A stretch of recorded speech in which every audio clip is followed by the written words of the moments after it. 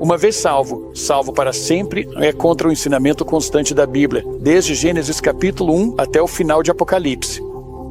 As principais vozes evangélicas dizem que você é salvo somente pela graça. Não importa realmente como você vive depois de ser salvo. Você está salvo. Podemos ter nossas vidas encurtadas por uma vida pecaminosa.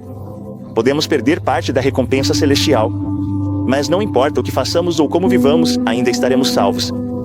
Eu cresci em uma congregação que ensinava que depois de aceitar a Cristo, eu estava garantido por toda a eternidade. E o perigo disso é que você tende a relaxar. Uma vez salvo, salvo para sempre. Deixa o caminho largo aceitável. Estamos cristianizando o caminho largo. Eliminamos toda a ideia de uma vida transformada. Cortamos isso pela raiz. Acredito que grande parte da explicação para a hipocrisia na igreja americana e boa parte da igreja ao redor do mundo hoje é porque há muitas pessoas vivendo como hipócritas, pois foram ensinadas que não precisam viver uma vida santa, mas é uma questão de céu e inferno. Só acaba quando termina. Nenhuma vida cristã deve ser julgada antes da morte. A ideia de que você pode ser perdoado, reconciliado, purificado, e então viver uma vida pecaminosa e sem arrependimento e, de alguma forma, ainda ser um filho de Deus, é completamente contrária a todo o testemunho das Escrituras e algo que era desconhecido durante grande parte da história da Igreja. Parte 1. A Igreja Primitiva. Os que acreditam em uma vez salvo, salvo para sempre ou invariavelmente assumem uma postura de superioridade histórica, como se estivessem defendendo a fé histórica. Isso é incrivelmente desonesto. Isso porque, antes dos ensinamentos inovadores de Agostinho no início do século V, absolutamente ninguém na igreja primitiva acreditava em uma vez salvo, salvo para sempre. Não conheço qualquer estudioso patrístico ou historiador da igreja que discorde desse fato. Os pais da igreja não acreditavam em uma vez salvo, salvo para sempre. Eles acreditavam que havia a possibilidade de se afastar de Cristo. E assim eles teriam uma posição muito parecida com a dos arminianos de hoje em dia sobre a possibilidade de apostasia. Não existia nenhum tipo de garantia absoluta de salvação, independentemente da sua crença ou comportamento. E os cristãos eram conhecidos pelo seu comportamento transformado. Eles eram uma comunidade diferente. Aqueles eram tempos em que as pessoas eram martirizadas por causa da sua fé. Eles não negavam a Cristo. Quero dizer, eles só precisavam dizer uma palavra e não seriam mortos. Mas não faziam isso. Eles eram muito fiéis. Pessoas assim compreendem a doutrina de forma muito mais clara do que nós, que vivemos com tanto conforto hoje. A primeira geração de cristãos após os apóstolos estava em uma posição singular para poder fazer uma declaração ousada que nenhuma geração de cristãos desde então conseguiu fazer. Esta é a fé que nos foi transmitida pelos apóstolos. Na verdade, a primeira geração desses cristãos foi discipulada pessoalmente pelos apóstolos, homens como Clemente de Roma, Inácio e Policarpo. Eles herdaram uma Bíblia que ensinava as pessoas a crer, a obedecer. Eles não conheciam outro caminho na igreja primitiva além da fidelidade até a morte. Os pais da igreja primitiva, na verdade, alertavam contra a ideia de uma vez salvo, salvo para sempre, porque essa doutrina não era encontrada em nenhuma igreja cristã da época. Ela era encontrada entre os gnósticos. Os gnósticos eram hereges que negavam que o Deus do Antigo Testamento é o mesmo Deus do Novo Testamento. Eles também acreditavam que nossa carne era inerentemente corrupta. Além disso, negavam que Jesus tivesse vindo em carne. E João se refere a eles em 1 João 4,3 como o anticristo.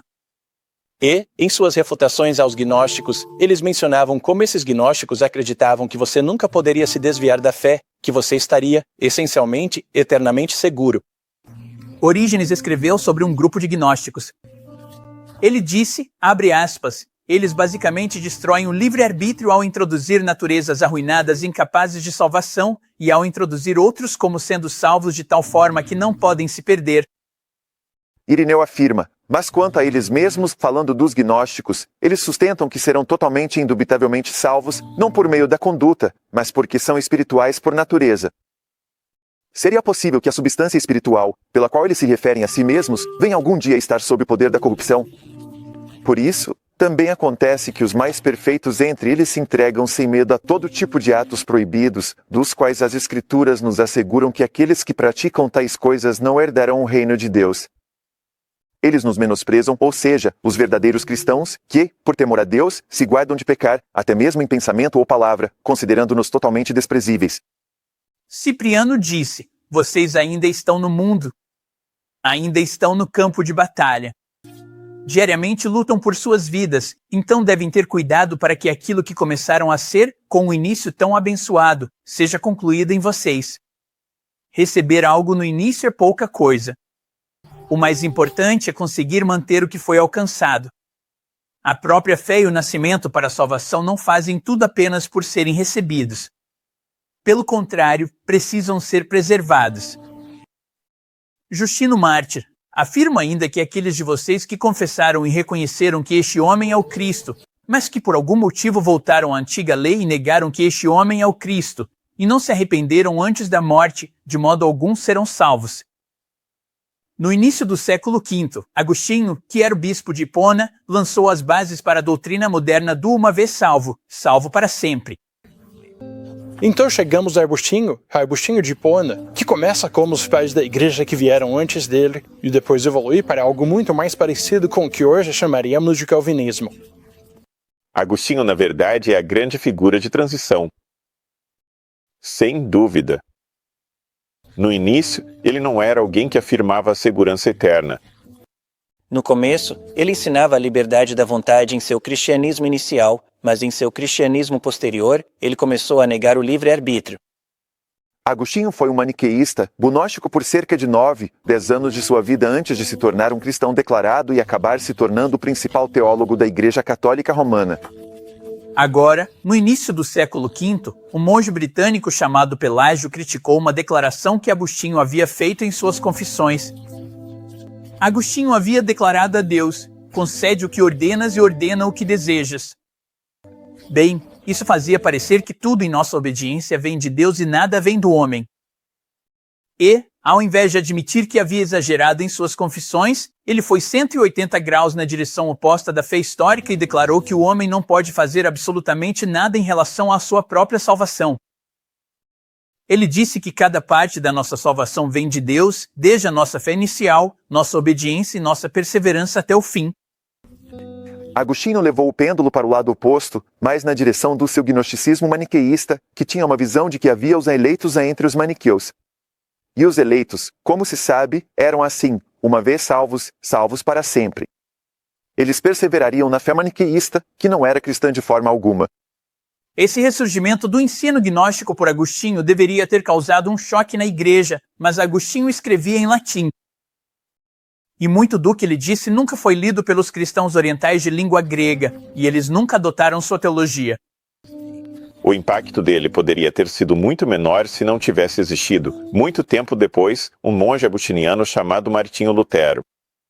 Na reforma do século XVI, você tem Lutero, que acredita exatamente como os pais da igreja nesse ponto. Ele acredita que é possível cometer apostasia. Na verdade, ele se opõe ao ensino de uma vez salvo, salvo para sempre, mas acreditava que havia certas pessoas que recebiam esse dom especial que os fazia eleitos, o dom da perseverança. A visão dele sobre a perseverança parece ser a mesma de Agostinho, de que nunca podemos ter certeza nesta vida de que receberemos o dom da perseverança até o dia da nossa morte. Para Lutero, havia sempre presente o alerta constante da danação final para todos aqueles que se afastavam e abandonavam a fé. Isso é realmente impressionante. Você vê a doutrina de uma vez salvo, salvo para sempre sendo refutada pela igreja primitiva nos primeiros 3 séculos da história da igreja. Você tem Agostinho pegando isso dos gnósticos e trazendo para dentro da igreja, mas ensinando apenas que os eleitos entre os salvos vão perseverar e ninguém sabe quem são eles. E então isso chega até João Calvino. Eu acho que Calvino é quem leva isso ainda mais longe. Acho que é por isso que chamamos de calvinismo e não de luteranismo. A doutrina uma vez salvo, salvo para sempre, como conhecemos hoje, na verdade remonta a João Calvino e seus seguidores. Ele escreveu sua obra de teologia sistemática intitulada O Institutas da Religião Cristã, que é amplamente baseada nos ensinamentos de Agostinho. Ele diz que toda a sua teologia poderia ser sistematizada apenas citando os ensinamentos de Agostinho. A principal diferença entre Calvino e Agostinho é que, embora Agostinho enfatizasse que não podemos saber com certeza até o dia da nossa morte se somos dos eleitos, Calvino enfatizava que há indicações claras nesta vida, Mas foi Calvino quem basicamente pegou essa última ideia de que os eleitos recebem o dom da perseverança e disse que todos os cristãos, qualquer um que venha a Cristo e o receba, tem o dom da perseverança e será finalmente, irrevogavelmente e inevitavelmente salvo. Então Calvino se desviou da tradição que veio antes dele. Ele até se desviou do que outros líderes da Reforma ensinavam. Mas depois dele, os batistas, a maioria deles. Eu sou batista do livre-arbítrio, mas a maioria dos batistas diverge com ele da tradição cristã. A tradição reformada presbiteriana diverge com Calvino da tradição cristã predominante. Mas quando você olha para o restante do cristianismo hoje, eles não acreditam em uma vez salvo, salvo para sempre ou na certeza da perseverança dos santos. A maioria dos cristãos nos Estados Unidos ou em outros lugares não afirma a ideia de segurança eterna. Isso simplesmente não faz parte do DNA deles. Toda a denominação metodista. Quero dizer, a segunda maior denominação protestante dos Estados Unidos é a Igreja Metodista Unida. Você tem o movimento da restauração como Christian Tubes, Igreja de Cristo. Eles não são calvinistas. E então, nos círculos pentecostais e carismáticos, em grande parte acreditamos na ideia de que você pode perder a salvação. O movimento anabatista quase que de forma unânime acredita que é possível para um verdadeiro crente apostatar da fé. Seria estranho acusar até mesmo luteranos ou episcopais de serem calvinistas. Então, a grande maioria dos cristãos não acredita em uma vez salvo, salvo para sempre. Estamos ensinando uma perfeição impecável. Isso nunca significou perfeição total ou ausência de pecado. Sempre significou fidelidade. Cada um de nós, todos os dias, fica aquém da santidade de Deus e todos os dias vivemos pela graça, pela misericórdia e pelo sangue purificador de Jesus. Essa é a base. A possibilidade do pecado existe até que Cristo venha e sejamos transformados à sua imagem. 1 João 2:1 é a resposta para isso. Se alguém pecar, o texto diz imediatamente que existe a possibilidade de você pecar, mas então você tem um advogado junto ao Pai, Jesus Cristo, o justo. Se você pecar, pode ir com ousadia diante do trono da graça. É a diferença entre cair na lama e rolar na lama. Eu tropecei nesses 30 anos que ando com Deus, mas o Espírito de Deus me fez levantar e levantar rápido. Se eu escorrego, talvez por descuido às vezes, imediatamente, minha consciência me acusa. Eu digo, Senhor, por favor, me perdoa. Mas eu levo esse pecado mais a sério porque não quero magoar meu Senhor. Reconhecer que os crentes vão falhar, assim como os seguidores de Jesus falharam nos próprios evangelhos, é uma compreensão crucial da vida cristã. Vamos ter dias bons e dias ruins. Mas o padrão da nossa vida ao longo do tempo é de fidelidade e crescimento constante. Você espera que seu filho permaneça no mesmo nível físico, intelectual, em todos os aspectos, sempre fazendo as mesmas coisas tolas? Queremos que nosso filho cresça. Você ficaria decepcionado se seu filho não estivesse crescendo emocionalmente, intelectualmente, fisicamente, em todos os sentidos. É assim que é a vida cristã, de glória em glória. Essa é a vontade de Deus para nós. Parte 2. Argumentos bíblicos. Você sabia que há mais de 80 passagens no Novo Testamento que alertam os cristãos para não perderem o que receberam em Cristo? 80. E a maioria delas é ignorada, negligenciada ou não simplesmente não pregam sobre isso. Mas são advertências sérias. Você tem muitos alertas no Novo Testamento sobre a possibilidade da apostasia. Isso é consistente nos evangelhos, nas epístolas. Isso é consistente em toda a Bíblia. No seu livro Temas Principais da Bíblia, Lewis Perry Chafer, um grande defensor do uma vez salvo, salvo para sempre, faz a seguinte afirmação: até 85 passagens são listadas por aqueles que defendem a visão arminiana como estabelecendo a doutrina da segurança condicional. Então, ele reconhece o grande peso das Escrituras a favor da segurança condicional. Temos passagens de advertência em Tiago, Pedro e João. É muito difícil pensar em qualquer documento do Novo Testamento que não refute a ideia de uma vez salvo, salvo para sempre. 1 Coríntios 9, 24 a 26. Em 1 Coríntios 9, 24 a 27, eu acho que você tem uma das passagens mais claras de toda a Bíblia de que você pode perder a sua salvação, porque ninguém vai duvidar que o apóstolo Paulo era salvo. Vocês não sabem que numa corrida todos os corredores competem, mas só um recebe o prêmio? Portanto, corram de modo que alcancem o prêmio. Todo atleta exerce domínio próprio em tudo. Eles o fazem para receber uma coroa perecível, mas nós, uma imperecível. Assim, eu não corro sem objetivo. Não luto como quem apenas esmurra o ar. Eu disciplino o meu corpo e o mantenho sob controle, para que, depois de pregar aos outros, eu mesmo não venha a ser desqualificado. Desqualificado. Ser expulso da corrida. Não é uma questão de chegar em segundo ou terceiro lugar. Desqualificado. É impressionante porque ele usa essa palavra adokimos em outros momentos ao falar com os coríntios ou ao escrever para eles. E ele afirma em 2 Coríntios 12, ele adverte no versículo 21 sobre aqueles que ainda não se arrependeram de sua imoralidade sexual, de seu pecado e assim por diante. E ele os adverte que eles devem examinar a si mesmos. No capítulo 13, versículo 5, ele diz, examinem-se a si mesmos. Testem-se para ver se vocês estão na fé, a menos que sejam adokimos. Ele usa exatamente a mesma palavra grega. Ele define adokimos como estando sem Cristo, como não estando mais na fé. Agora, ele é o grande apóstolo Paulo, que foi levado ao terceiro céu, plantou igrejas, escreveu as Escrituras. O que ele diz sobre si mesmo? Se existisse alguém que merecesse ir para o céu por servir ao Senhor, esse alguém seria Paulo. Mas ele diz, eu disciplino o meu corpo. Versículo 27.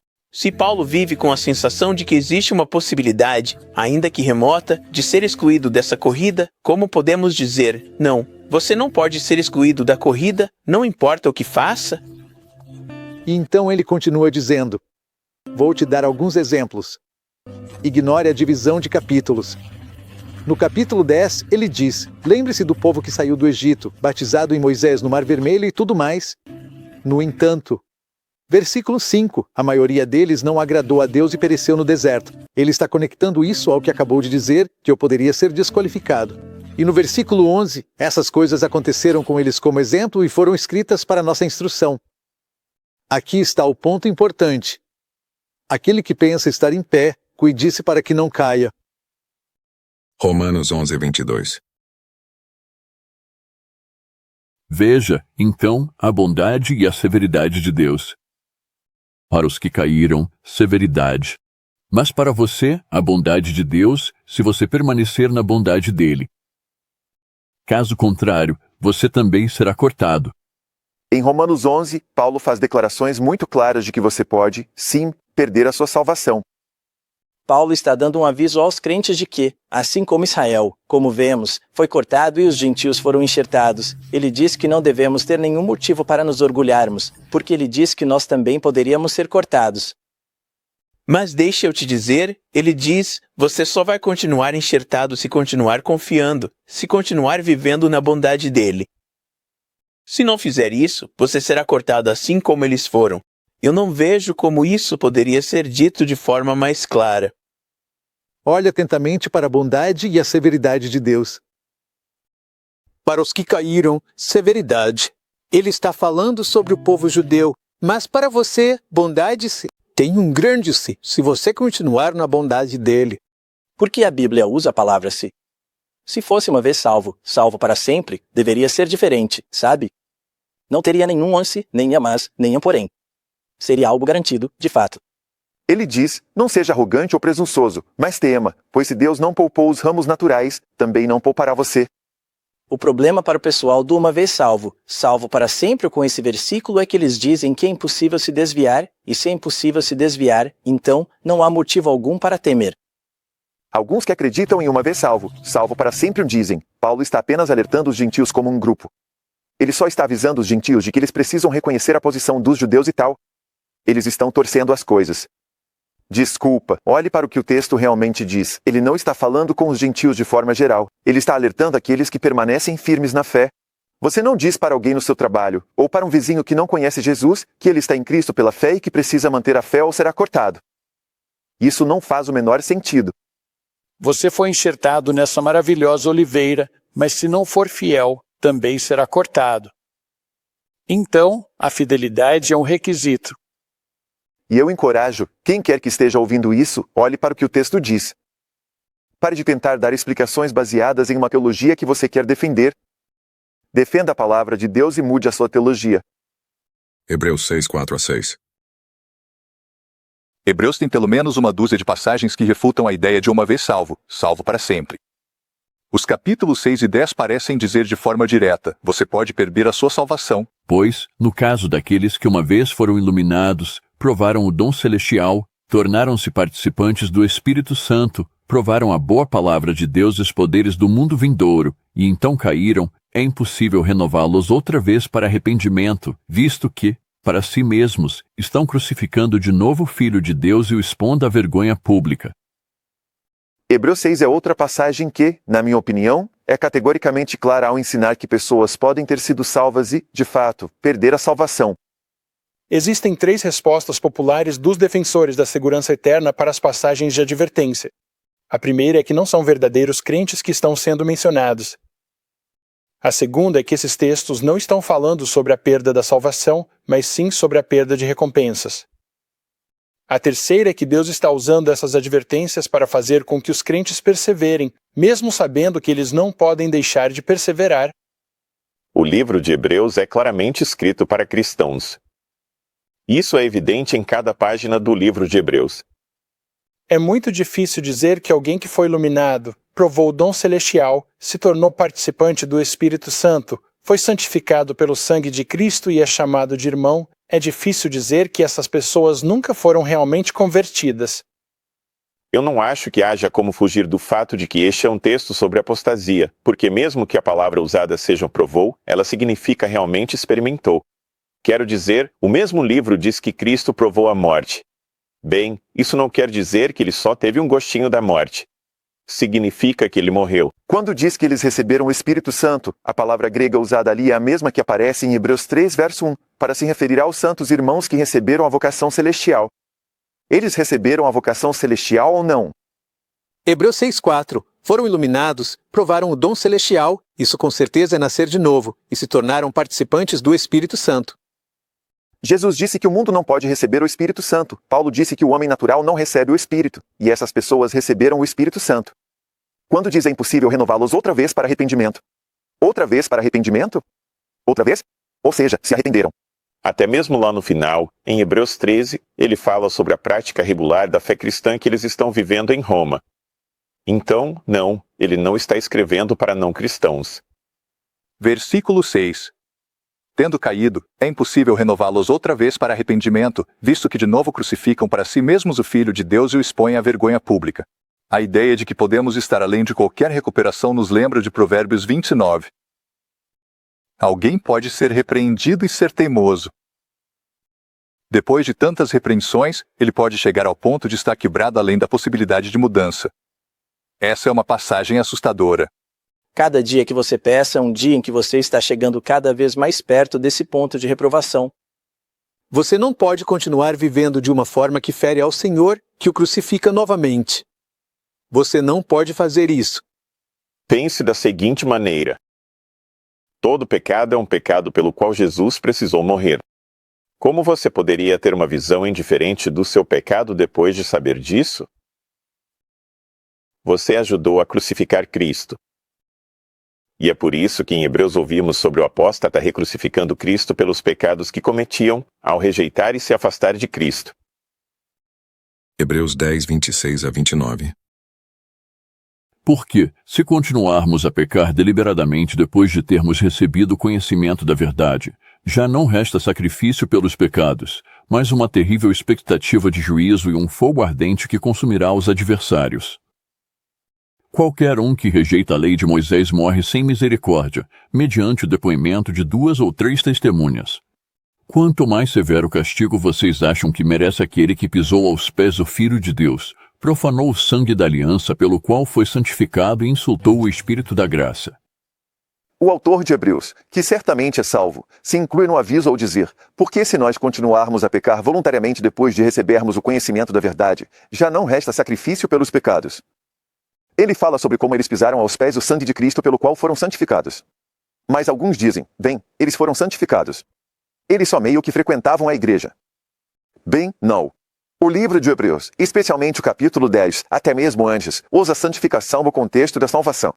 E também está na voz passiva. Não é algo que eles fizeram.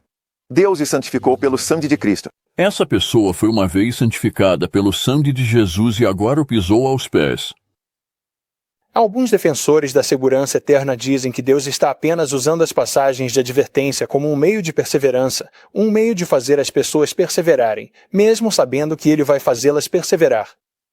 Bem, o problema com isso é que isso não é muito honesto. Se eu sou um professor e já decidi de antemão que todos os meus alunos vão passar no curso, e se eu digo, vocês precisam estudar ou então vão ser reprovados neste curso, isso é desonesto. Se eles já estavam predestinados a não serem salvos desde antes da fundação do universo, então não faz sentido alertá-los sobre a apostasia, porque eles não poderiam agir de outra forma. Não, esses são avisos reais para cristãos reais porque existe, de fato, um perigo espiritual real para eles.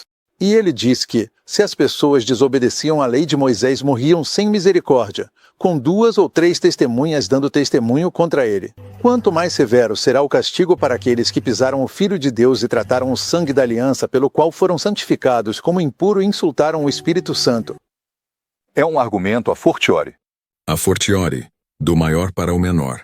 Se o povo de Deus do Antigo Testamento podia perder a salvação, dado o privilégio ainda maior que temos no Evangelho, com muito mais severidade Deus lidaria conosco.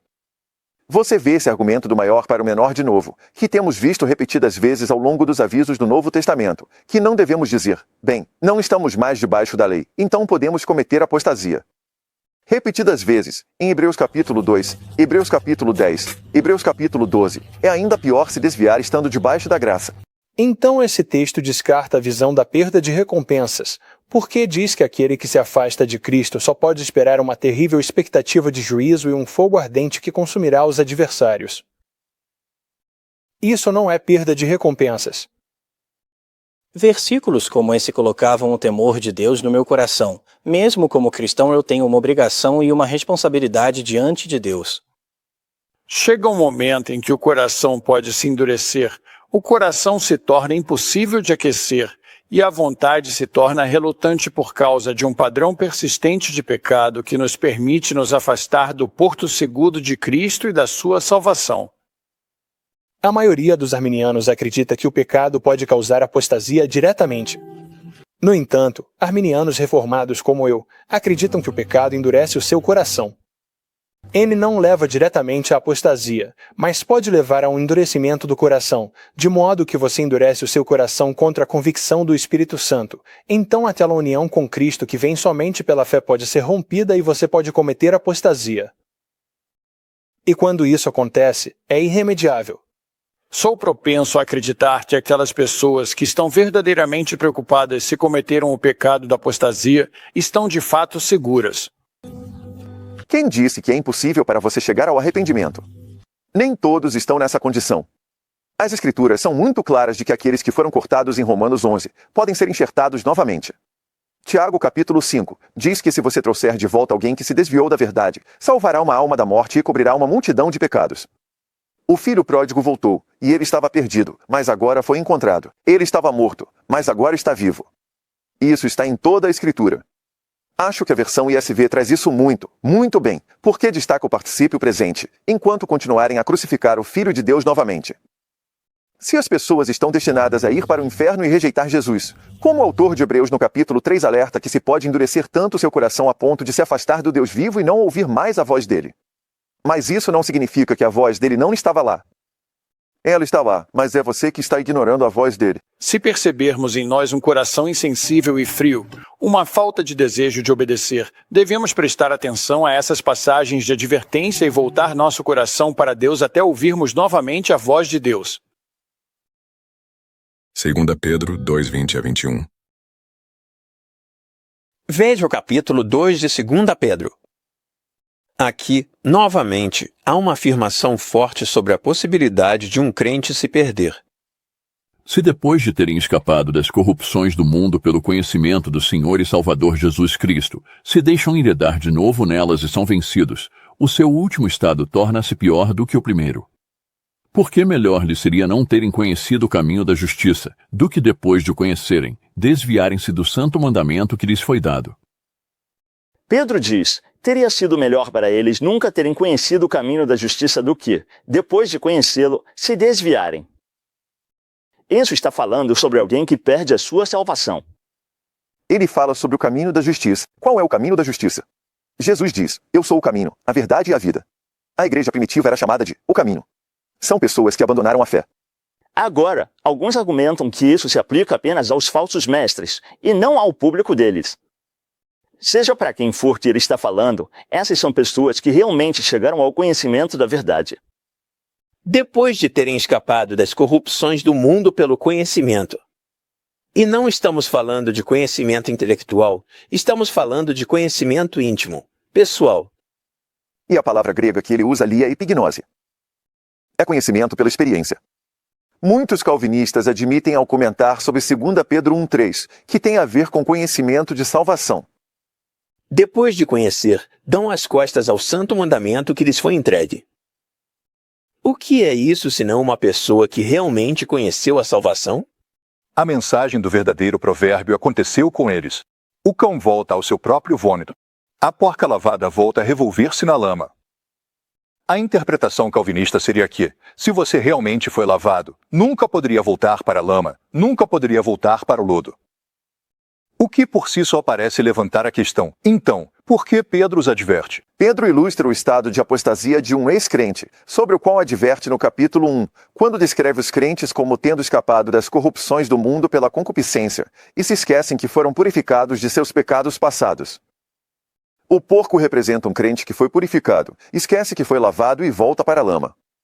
Quer dizer, acho incrível que alguém ainda consiga ensinar uma vez salvo, salvo para sempre à luz dessa passagem, que simplesmente repete o que é dito várias vezes no Novo Testamento. Essa é uma passagem para cristãos. Ela era entendida dessa forma na igreja primitiva, e isso é consistente com o ensino de Jesus nos evangelhos e com o ensino apostólico em todo o Novo Testamento. Tiago 5, 19 a 20. Tiago traz ainda outra passagem incrivelmente clara sobre a perda da salvação, um aviso forte, e em Tiago capítulo 5, versículos 19 e 20, ele diz: irmãos, ele está falando com irmãos, crentes genuínos, e diz: irmãos, se algum de vocês se desviar da verdade. Ou seja, eles estão na verdade, e alguém o converter de volta, salvará uma alma da morte e cobrirá uma multidão de pecados. Agora, alguns diriam: bem, Tiago foi escrito para crentes judeus, mas também para judeus que estavam buscando. Mas Tiago se refere a eles como irmãos. Depois diz o seguinte: se algum de vocês se desviar da verdade e outro trouxer de volta. Então, isso é alguém que está no Senhor. Isso é alguém que está na verdade. A frase, se alguém entre vocês, no grego, é exatamente a mesma construção que temos anteriormente. Se há alguém doente entre vocês, essa pessoa faz parte do corpo. Eles dizem: bem, vamos falar só sobre ele, não realmente sobre a alma dele. Mas sabe de uma coisa? Essa palavra psique é usada mais uma vez no livro de Tiago em relação à verdade e à salvação, e Tiago diz para receber a palavra enxertada, que é poderosa para salvar as vossas almas, a sua psique. Então estamos falando aqui de salvação espiritual, que pode ser perdida, como Tiago aponta. Portanto, não há garantia de que todos no Senhor permanecerão no Senhor.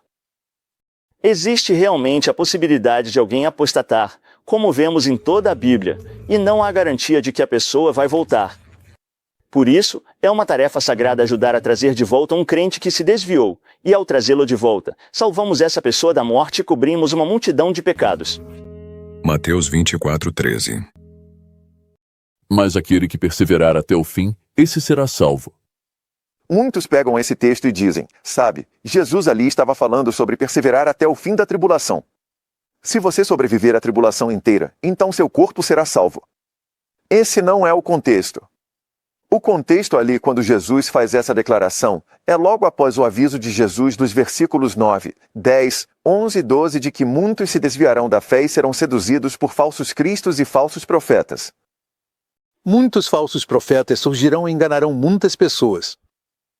E a iniquidade, ou o pecado, vai aumentar, e o amor de muitos dos discípulos de Jesus vai esfriar em relação ao Senhor e se aquecer em relação ao mundo.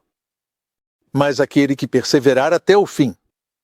No contexto, isso significa que aquele que perseverar em amor por Jesus Cristo, fervorosamente, até o fim, será salvo. Isso significa que aqueles que não perseverarem até o fim também serão salvos? Então estaríamos indo contra as palavras de Jesus Cristo. Uma passagem semelhante está em Mateus 10, 22, onde Jesus diz: e sereis odiados por todos por causa do meu nome, mas aquele que perseverar até o fim será salvo. Aqui, Jesus está falando com discípulos crentes, pessoas que já foram salvas, e ele nos alerta sobre a perseguição e as provações que enfrentaremos como seus discípulos. Mesmo assim, ele nos adverte que precisamos perseverar fielmente até o fim para sermos salvos. Na mesma instrução de Jesus, ele diz: se vocês me negarem diante dos homens, eu os negarei diante do Pai que está nos céus. Ele diz: não temam homens que destroem o corpo, mas temam a Deus que destrói corpo e alma no inferno. Então aqui Jesus está nos dando advertências sobre a salvação, e eu acho muito importante que a gente entenda isso. Apocalipse 3:5. Apocalipse 3:5. Se você vencer, será vestido com vestes brancas. Eu não apagarei o seu nome do livro da vida. Agora, repare nessa possibilidade de que o seu nome pode ser apagado do livro da vida. Ora, isso não pressupõe que existe a possibilidade de isso acontecer? Por que dar uma promessa a alguém de que não vou apagar o seu nome do livro da vida se é impossível que o nome seja apagado do livro da vida? Sim, vocês são cristãos agora, mas se fizerem isso e aquilo em termos de crença e comportamento, o nome de vocês pode ser apagado do livro da vida do Cordeiro. Eles dizem: meu nome está no livro da vida, vai ficar lá para sempre. Mas Jesus está mentindo aqui? Ele está fazendo uma ameaça vazia? Se você vencer, seu nome nunca será apagado do livro da vida. E se você não vencer? É interessante que algumas pessoas tentam escapar desse aviso solene e imaginam que o livro da vida é composto por todo mundo que já viveu. No entanto, sabemos por Apocalipse 17:8 que os nomes dos perdidos nunca foram escritos no livro da vida, e o aviso, portanto, só poderia se aplicar a ex-crentes apóstatas. Diz no versículo 6, quem tem ouvidos para ouvir, quem está disposto a ouvir a verdade e encarar os fatos. Parte 3. Contra-argumentos. Efésios 1:13 e 14. Nele, vocês também, quando ouviram a palavra da verdade, o evangelho da salvação de vocês, e creram nele, foram selados com o Espírito Santo prometido, que é a garantia da nossa herança até que a recebamos por completo. Aqueles que acreditam nessa doutrina de uma vez salvo, salvo para sempre, frequentemente apontam para as palavras de Paulo em Efésios 1, de que somos selados com o Espírito Santo. No grego, selo é frequentemente um carimbo, um selo de aprovação, um selo que um rei coloca em algo, indicando que aquilo pertence a ele. E selos podem ser quebrados. Carimbos podem ser removidos. Todo mundo na época de Paulo sabia que selos podiam ser quebrados. Havia selos em ânforas, jarros de vinho. Havia selos em documentos. A mesma coisa acontece com a palavra penhor, que infelizmente às vezes é traduzida como garantia. Bem, garantia. Obviamente que a sua salvação é garantida pelo Espírito Santo, e é tudo o que isso significa. Você vai ser salvo. Bem, tradução é uma coisa complicada. Até mesmo a palavra garantia tem mais de um significado. Mas a palavra penhor é como um sinal, uma entrada. É uma espécie de pagamento inicial. Então, fomos selados pelo Espírito Santo, ou seja, recebemos o Espírito Santo como uma herança, como um depósito do que está por vir. Se você acha que o que Deus já fez na sua vida até agora é incrível, você ainda não viu nada. O Espírito Santo é apenas, digamos, a primeira parcela da obra de Deus na sua vida e de onde tudo isso vai dar. A maravilhosa declaração de Paulo sobre o Espírito Santo como selo, como pagamento inicial, nos permite fazer uma distinção entre certeza e segurança eterna. Cerca de 4 vezes, o apóstolo Paulo fala do Espírito Santo como a prova de que somos salvos. Qual é a evidência de que você é um cristão? A obra do Espírito Santo na sua vida, mudando os seus afetos, mudando os seus desejos, tornando você capaz de viver a vida de Cristo de maneiras que simplesmente nunca foram possíveis antes da cruz. Temos uma poderosa certeza pelo agir interno do Espírito Santo. Não precisamos de algum tipo de segurança eterna. Nós simplesmente precisamos da reafirmação. Então, esse é o selo do Espírito Santo. Ao recebermos o Espírito, Romanos 8,16, o Espírito testifica com o nosso espírito que somos filhos de Deus. E em Romanos 8, Gálatas 4, Deus colocou dentro de nós o Espírito de seu Filho, dizendo, Abba, Pai. Então, temos esse depósito, esse sinal de entrada. Esse é o selo de Deus dizendo, você é um dos meus, você me pertence, eu te dei o meu Espírito. É só isso que está dizendo. Ele não está dizendo, você pode viver do jeito que quiser enquanto isso porque foi selado. Isso nunca seria consistente com os ensinamentos de Paulo. Paulo continua alertando a igreja de Éfeso quanto à prática de imoralidade e pecados perversos. Ele apresenta uma lista de vícios e diz, não deixem ninguém enganar vocês, porque muita gente está enganando os outros sobre isso. Que ninguém engane vocês com palavras vãs, pois por causa dessas coisas vocês não herdarão o reino de Cristo. A mesma coisa que você encontra em Efésios 1:13 e 14 sobre ser selado pelo Espírito Santo, você encontra em Efésios 4:30. Mas em Efésios 4:30, também diz que não só você é selado pelo Espírito, mas que você pode entristecer o Espírito Santo. Então, fomos selados no dia da salvação, mas depois ele nos adverte para não entristecermos o Espírito Santo. E Paulo está fazendo uma referência ali a Isaías 63:10, quando eles estavam entrando na terra prometida, mas entristeceram o Espírito Santo de Deus, e se tornaram inimigos dele, e ele exterminou muitos deles. Então, precisamos deixar muito claro que você pode ultrajar o Espírito, como diz em Hebreus 10. Se entristecermos o Espírito Santo, estaremos entristecendo o meio da nossa salvação. Se o Espírito está te incomodando nesta manhã, agradeça a Deus por ele estar te incomodando, antes que você vá para o inferno. Bem, isso é o que você pode fazer em relação ao Espírito Santo: aceitá-lo, resisti-lo, entristecê-lo, apagá-lo. João 10, 27 a 29. Outro versículo que você costuma ouvir do pessoal da ideia de uma vez salvo, salvo para sempre, é João 10, 27 e 28. Ele diz, as minhas ovelhas ouvem a minha voz, eu as conheço e elas me seguem. E eu lhes dou a vida eterna, e jamais perecerão, e ninguém as arrancará da minha mão. E então eles vão dizer, se você é salvo uma vez, estará salvo para sempre, porque ele te dá a vida eterna e você nunca vai perecer. Então, em João 10, Jesus diz que a ovelha ouve a sua voz e que estamos guardados em segurança nas mãos do Pai, que é maior do que todos. E ninguém pode nos arrancar das mãos do Pai. Isso é uma notícia incrivelmente boa. João 10 é uma passagem incrivelmente bonita. Tem a ver com a nossa segurança em Cristo, que ninguém pode nos arrancar. A palavra grega é harpazo. Ninguém pode, à força, nos tirar da mão dele ou da mão do Pai. Ninguém é capaz de arrancá-los da mão do Pai. Mas você pode pular para fora da mão do Pai se quiser. Ele não vai nos forçar a ficar. Se alguém disser, eu não quero mais Deus, então podemos sair e ir embora. Sempre foi assim. Sempre tivemos essa escolha, e isso aconteceu ao longo de toda a Bíblia, e é por isso que há tantos avisos no Novo Testamento. Porque as ovelhas ali são definidas como aquelas que seguem Cristo. O tempo presente do grego é usado. Elas seguem e continuam seguindo Cristo. Elas creem nele, é o tempo presente do grego. Continuam crendo. Em João 10, você tem todos esses verbos no presente do indicativo. Minhas ovelhas estão ouvindo minha voz, elas estão me seguindo. A condição neste versículo é quando ele diz, minhas ovelhas ouvem a minha voz e me seguem. Então, se você não está mais seguindo Cristo, se não está mais ouvindo a voz dele, então você já não tem mais as promessas deste versículo. Elas me seguem e eu lhes dou a vida eterna. E se você não seguir? Essa promessa ainda vai ser cumprida? Eles não me seguem e mesmo assim eu lhes dou a vida eterna? O problema é quando as pessoas querem pegar as promessas da Bíblia sem aceitar as condições da Bíblia. É tudo uma frase só. Você não pode rejeitar a primeira parte e dizer, ele simplesmente nos dá a vida eterna. E essas pessoas que me seguem, ouvem minha voz e me seguem, jamais perecerão. As Escrituras são muito claras ao dizer que uma ovelha pode endurecer o coração. Na verdade, Jesus fala com as ovelhas em Lucas 12. Pequeno rebanho.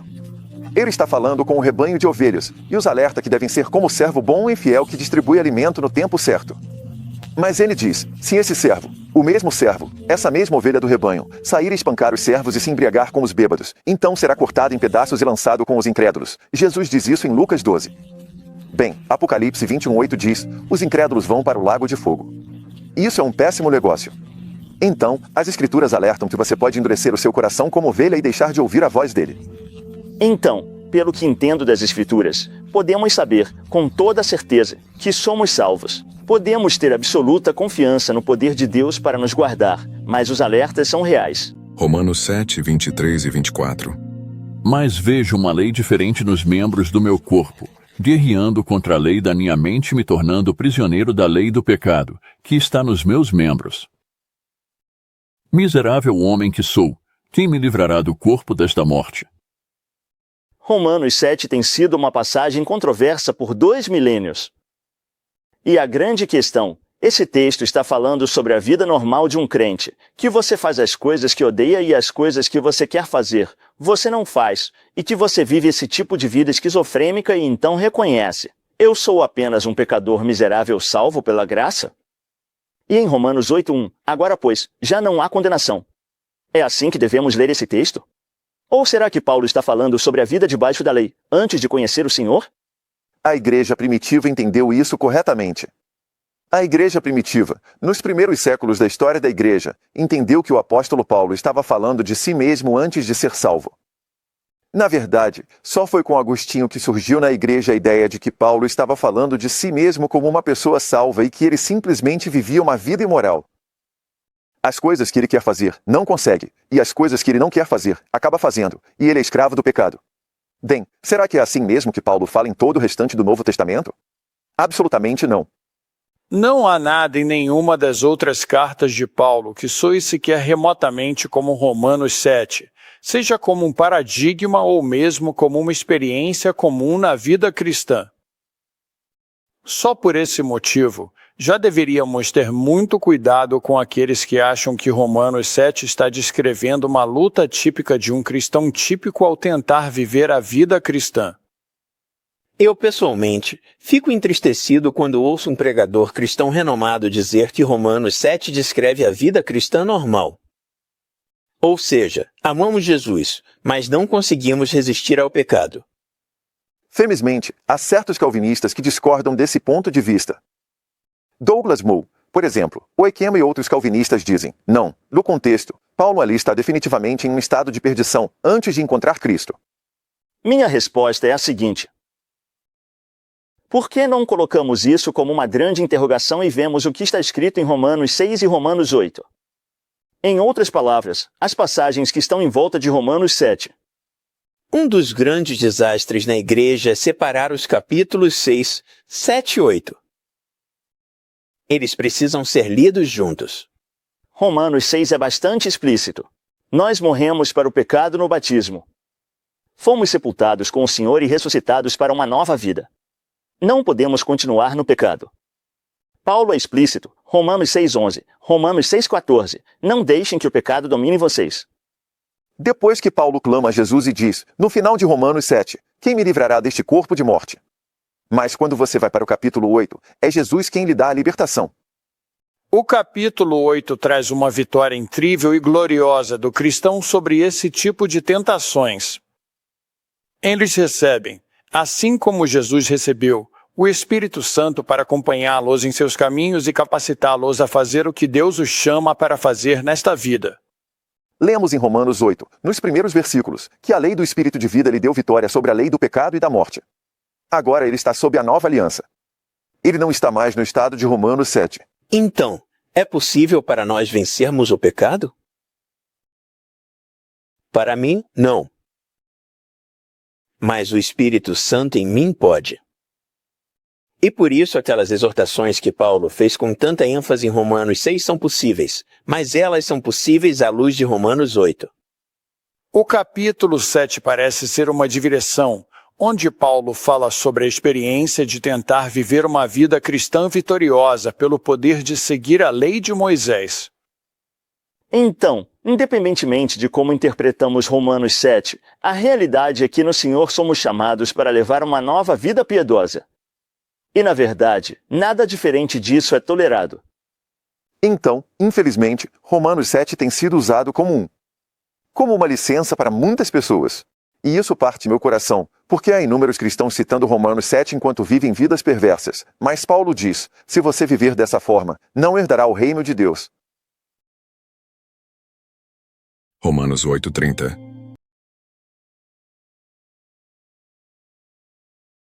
E a esses que ele predestinou, também chamou. E a esses que chamou, também justificou. E a esses que justificou, também glorificou. Uma das minhas passagens favoritas de toda a Bíblia, e tenho certeza que também é a favorita de muitos cristãos, é Romanos 8, do versículo 28 ao 39. Lá diz: "E sabemos que todas as coisas cooperam para o bem daqueles que amam a Deus, daqueles que são chamados segundo o seu propósito." Depois, ele continua falando sobre esses propósitos eternos. "Pois aqueles que ele conheceu de antemão, predestinou. Aos que predestinou, chamou. Aos que chamou, justificou. E aos que justificou, glorificou."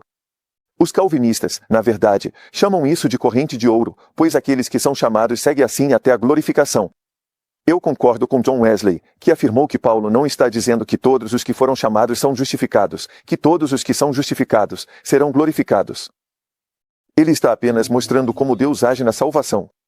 Paulo não afirma, nem aqui nem em qualquer outra parte de seus escritos, que exatamente o mesmo número de pessoas são chamadas, justificadas e glorificadas. Ele também não nega que um crente possa se desviar e ser excluído entre o chamado especial e a glorificação. Romanos 11, 22. Ele apenas afirma que esse é o método pelo qual Deus nos conduz passo a passo em direção ao céu. Mesmo quando você observa os tais passos e esses elos nessa corrente de ouro, nenhum passo garante automaticamente o próximo.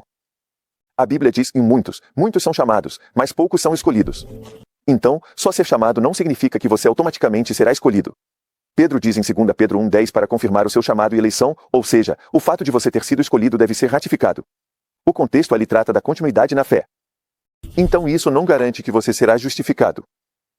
E aqueles que são justificados não podem dizer, com certeza serei glorificado automaticamente. As Escrituras dizem em Hebreus 10, versículos 38 e 39, o justo viverá pela fé. Mas se ele retroceder, ele não está avançando nessa cadeia. Desta forma estará voltando para trás. Minha alma não terá prazer nele. Quando continuamos, ao vermos essa lista do que pode nos separar do amor de Cristo, começando com tribulação, anjos, demônios, principados, vida, a própria morte, não há nada fora de você que possa te afastar. Tem uma coisa nessa lista que está faltando. Essa coisa é você. O que Paulo está dizendo é que nenhuma circunstância externa ou pessoa externa, nem mesmo um demônio, nem mesmo um anjo. Defensores da ideia de uma vez salvo, salvo para sempre, apresentam esse versículo como se Paulo tivesse seguindo sua pergunta com as palavras: será que adultério ou assassinato, ou roubo, ou fornicação, ou cobiça, ou mentira? Em outras palavras, não importa quais sejam nossos pecados, eles não nos separarão do amor de Deus. Mas não foi isso que Paulo disse.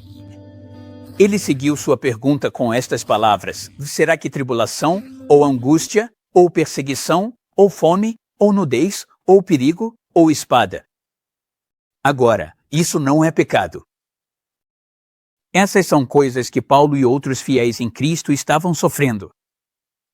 Existem várias maneiras diferentes de interpretar isso, nenhuma das quais apoia a ideia de que você pode nascer de novo maravilhosamente, ser perdoado dos seus pecados, purificado, transformado e então sair por aí vivendo do jeito que quiser, cometendo qualquer pecado que quiser. Talvez sua vida seja interrompida cedo, talvez você perca tesouros no céu, mas ainda assim vá para o céu. Não há uma sílaba no Novo Testamento que apoie essa ideia, e Romanos 8 certamente não apoia. O Sermão da Montanha. É uma verdadeira tragédia na igreja atualmente que a mensagem mais popular já pregada, o Sermão do Monte, tenha sido deixada de lado em muitas igrejas. Porque é considerada o legalista. Muitas pessoas têm dificuldade com o Sermão do Monte. Elas olham para o que Jesus está dizendo ali e dizem: bem, isso é impossível. Moisés disse: você sabe, você não deve matar. Mas Jesus disse: e se você odeia alguém no seu coração, então você comete assassinato no seu coração. Porque se vocês perdoarem as ofensas dos homens, o vosso Pai Celestial também vos perdoará. Mas se vocês não perdoarem as ofensas dos homens, tampouco o vosso Pai perdoará as suas ofensas. Agora, se uma vez salvo, salvo para sempre for verdade, então essa afirmação é falsa. Pois isso significaria que seremos admitidos no céu, mesmo que não tenhamos perdoado as ofensas dos outros. Jesus dá ensinamentos sobre divórcio e novo casamento ali. Ele ensina sobre viver uma vida santa. Ele ensina sobre não cometer adultério e o quão sério isso é. São passagens que alertam contra a ideia de uma vez salvo, salvo para sempre. Muita gente não gosta do Sermão da Montanha e diz, não, isso não é realmente para a igreja. E então eles dizem que a prova disso está em Mateus 5,48, quando Jesus diz, e vocês devem ser perfeitos, assim como o Pai de vocês que está no céu é perfeito. Bem, obviamente, nenhum de nós pode ser tão perfeito quanto Deus. Então, claramente, Jesus não pretende que vivamos dessa maneira. Ouvimos isso, sejam perfeitos, assim como o Pai Celestial de vocês é perfeito. Mas sobre o que ele está falando? Eu gosto de dizer que um texto sem contexto é só um pretexto para você fazer ele significar o que quiser. Mateus 5 não termina com sejam perfeitos ou como um resumo de Mateus 5:17 a 48, mas como uma cristalização do amor de Deus por todas as pessoas, visível no sol e na chuva que caem sobre todos. Ele não ama apenas aqueles que o amam. Ele não ama só quem retribui o amor dele. O amor dele é perfeito, é completo, e esse é o sentido da palavra grega ali. Telos significa perfeito, ou maduro ou completo. Esses são os 3 significados dessa palavra. Quando Paulo usa uma linguagem como essa, por exemplo, em Filipenses, ele está na verdade usando outro ponto do espectro de significados do que telos pode querer dizer. Ou seja, ele está falando sobre crescer, tornar-se maduro em Cristo. Então, a palavra não tem apenas um significado. Ou seja, perfeição tem um espectro de significados, que vai de objetivo, completude, perfeição, maturidade. E a ideia de nossa justiça superar a dos fariseus? Isso simplesmente não dá para fazer. Mas isso ignora as interações que Jesus tem com os fariseus. Os fariseus eram discípulos de Moisés. Eles seguiam a lei de Moisés. Mas por dentro, Jesus disse, eles não eram purificados, que pareciam justos por fora, mas por dentro estavam imundos. E o cristianismo trata justamente dessa pureza interior. A justiça dos fariseus não era algo do tipo, uau, que inalcançável. Estava abaixo do padrão mínimo de aceitação. Os discípulos deveriam pregar o evangelho a todas as nações e ensiná-las a observar tudo o que Jesus ordenou, que seria o Sermão do Monte. E é assim que devemos discipular as pessoas. Não podemos ousar descartar o ensino de Jesus e ainda assim afirmar ser cristãos do Novo Testamento. Ao término do Sermão do Monte, Jesus conta uma pequena história que cantávamos quando crianças, de que o homem sábio construiu sua casa sobre a rocha. Na verdade, foi uma história muito séria de Jesus, para dar uma imagem que diz que a pessoa sábia é aquela que ouve suas palavras e as pratica. É absolutamente desastroso. Ler o Sermão do Monte como se Jesus estivesse dizendo, esta é a intensa justiça que Deus quer, e você nunca vai conseguir cumpri-la. Não, não é isso que Jesus faz de jeito nenhum. O conteúdo é para aqueles que já são discípulos, e Jesus diz a eles, de me seguir no reino de Deus reflete essa realidade. Devemos ser santos. Devemos buscar essa qualidade que nos diferencia do mundo, e isso não é uma opção. Se não formos fazer isso, não vamos conseguir. É isso que Jesus está ensinando. Então, o Sermão do Monte é um discipulado para aqueles que querem seguir Jesus no reino de Deus. Nossos pecados futuros já estão perdoados? O erro central da mensagem da hipergraça é que, no momento em que você é salvo, Deus não só perdoa seus pecados passados e presentes, Ele não só perdoa quem você é e o que você fez. Mas, nesse momento, Ele perdoa todo o pecado que você ainda vai cometer no futuro. Todos os seus pecados passados são perdoados quando você é salvo pela primeira vez, mas seus pecados futuros não são pré-perdoados. Em outras palavras, você começa com a ficha limpa, mas pode sujar essa ficha de novo. Nós sabemos que somos perdoados dos nossos pecados passados, não dos pecados futuros, porque em 2 Pedro 1, há um alerta sobre aqueles que se esquecem de que foram purificados dos seus pecados passados. É por isso que lemos em Tiago 5, versículos 19 e 20, que quando o irmão é trazido de volta depois de se desviar do Senhor, diz que você salvará uma alma da morte e cobrirá uma multidão de pecados. É por isso que nos é dito que devemos confessar nossos pecados, e então Ele é fiel e justo para nos perdoar os pecados. Se as pessoas dizem que seus pecados futuros também já estão perdoados, como alguns pregam, então 1 João 9 não faz sentido. Se confessarmos nossos pecados, Ele é fiel e justo para nos perdoar. Eu diria, Senhor, não preciso confessar nada. Eles já estão perdoados. Há muitas escrituras espalhadas no Novo Testamento.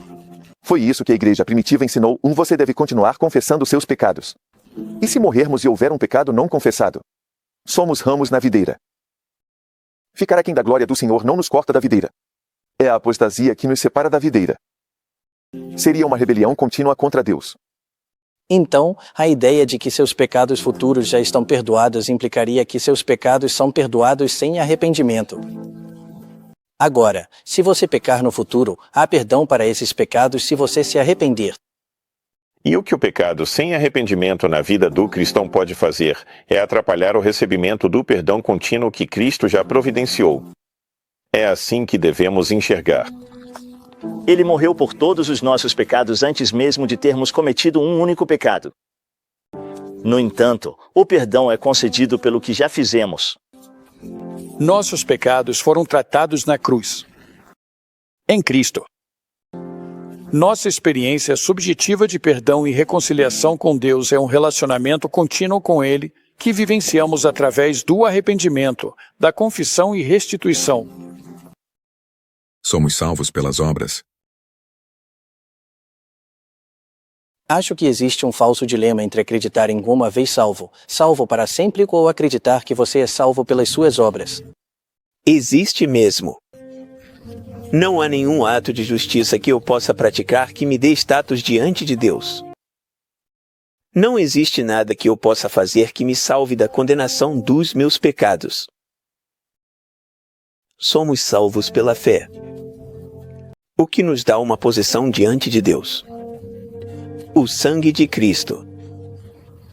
Nada além do sangue de Cristo nos dá posição diante dele. A justificação é pela fé.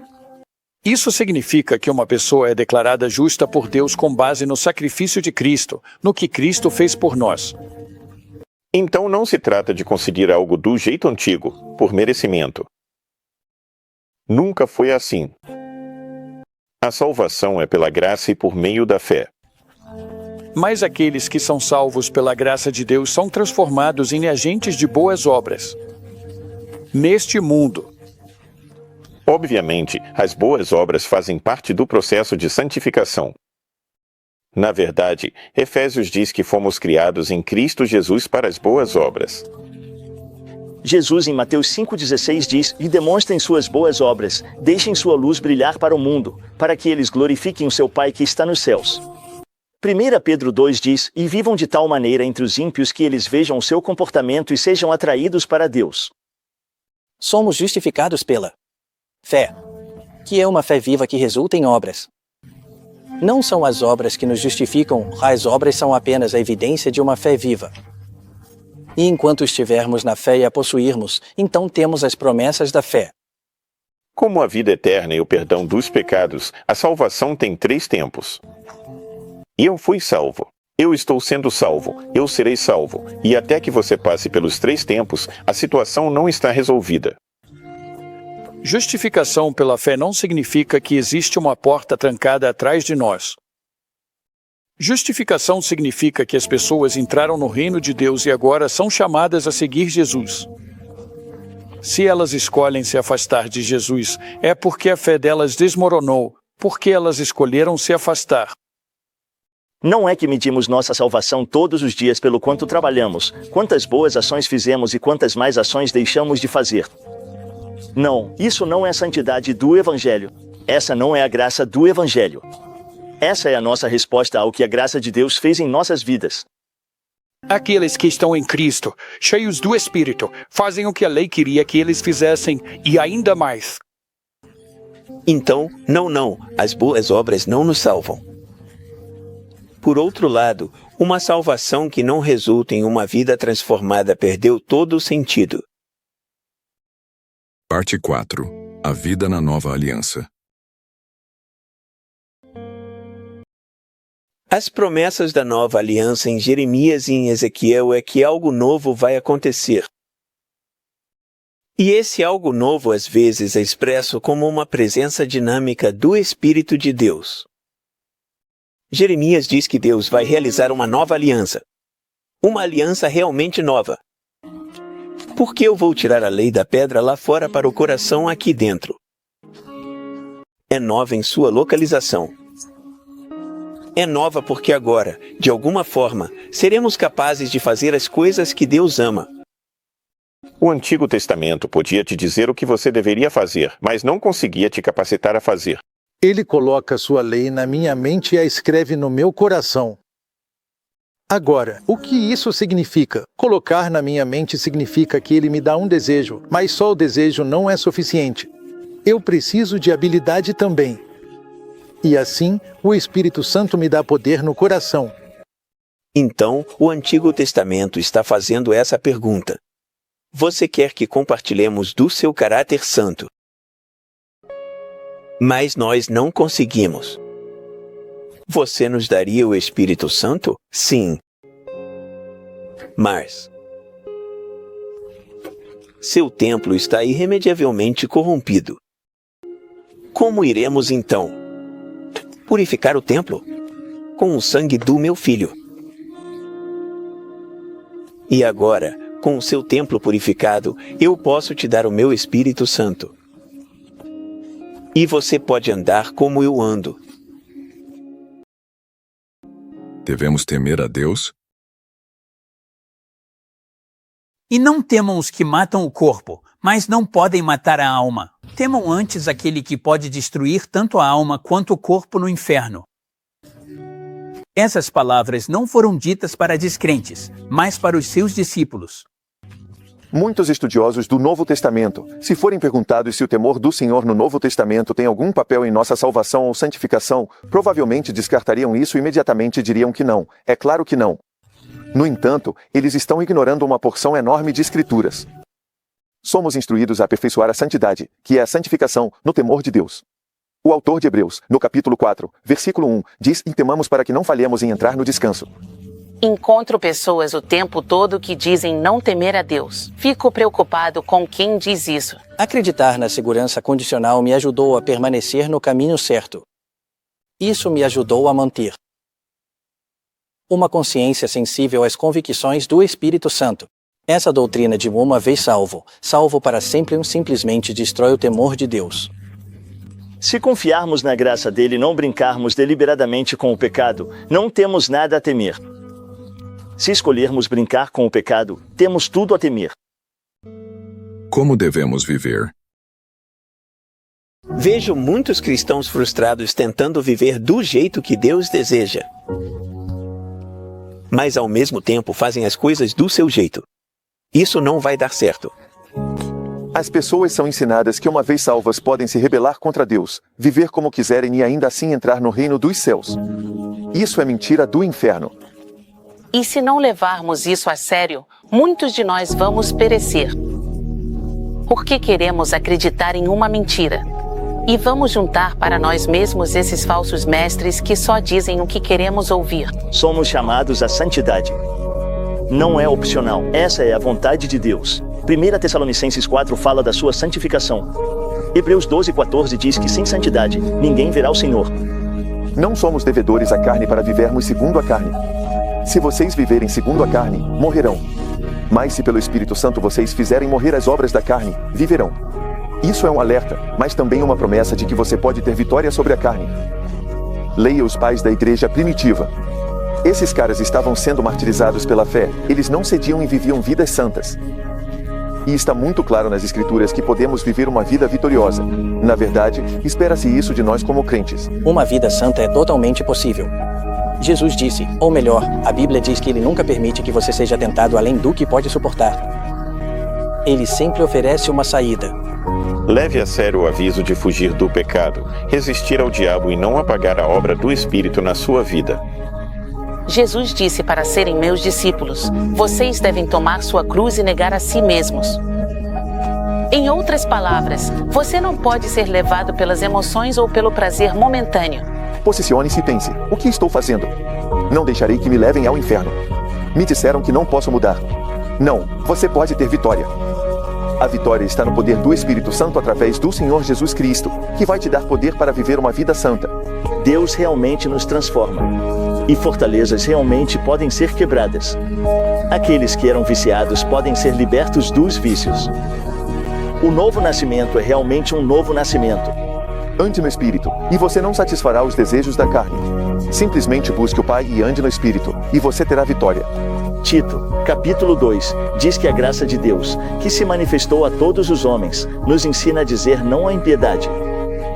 Ela nos capacita a viver uma vida piedosa. O que acontece é o seguinte: à medida que o amor, a alegria, a paz, a paciência, a bondade, a benignidade e o domínio próprio florescem na sua vida, então, cada vez mais, você não quer pecar. Então, nós sempre ficamos aquém da glória de Deus. Eu ainda não sou como Jesus. Isso entristece o coração. Me ajude a ser amoroso, parecido com Cristo. É outra coisa viver uma vida em rebelião contra Deus, cometendo adultério, embriaguez, roubo, mentira e odiando as pessoas de propósito. E não se arrepender, mas dizer desculpa, Senhor, e seguir no mesmo caminho. Isso não é arrependimento verdadeiro. Jesus pregou o arrependimento. Ele disse: arrependam-se. Mude sua mente, mude sua vida. Se não mudar sua mente, não pode mudar sua vida.